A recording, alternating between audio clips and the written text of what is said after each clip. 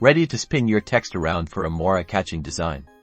Let's dive into rotating text in Photoshop with these simple techniques. First, make sure you have your text layer selected in the Layers panel. If you don't see the Layers panel, go to Window in the top menu and click Layers to activate it. Now, go up to the Edit menu at the top of your screen, hover over Transform, and then click on Rotate. This will put a bounding box with handles around your text.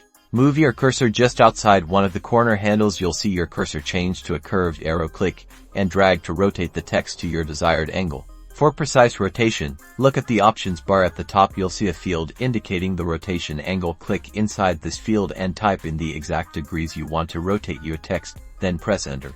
Another way to rotate text is using the Character panel. If you don't see it, go to Window in the top menu and click Character. Look for the rotation option, usually represented by an icon of Anna with an arrow curving around it, and enter the desired angle.